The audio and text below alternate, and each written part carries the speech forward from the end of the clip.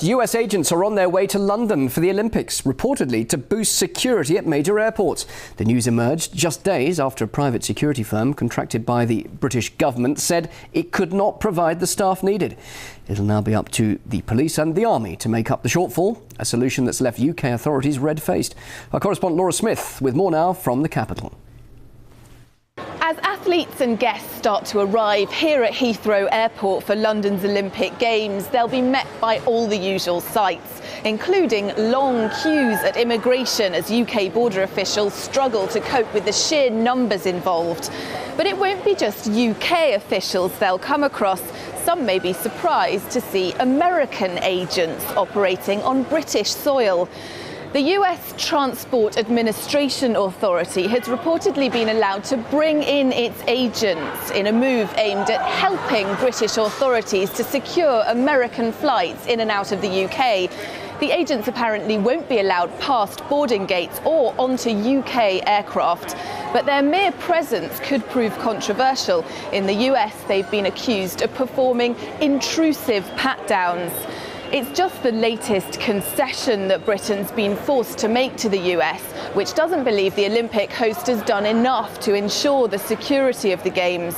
The American team will reportedly bring with it 500 FBI agents to protect its athletes and diplomats, plus a further 500 security staff, all of whom will be operating on British soil, raising questions about sovereignty. American unease follows a catalogue of failures on behalf of the security company that won the contract for the Games, G4S. Earlier, it admitted it couldn't provide the number of security staff it had promised. That's meant that 3,500 soldiers and hundreds of police have had to be drafted in at the very last minute to plug the shortfall. The head of G4S is appearing before MPs to explain himself and the possibility even more troops may be needed in the coming days.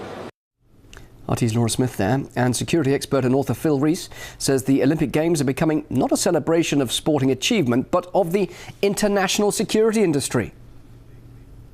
It's quite a fiasco, isn't it? And I think that the presence of 500 FBI agents walking the streets of London is quite amazing, really, that you've got this hidden layer of security, quite apart from the grand circus that has already been announced, you know, including Rapier ground-to-air missiles, you know, 17,000 British soldiers, many more than are fighting in Afghanistan.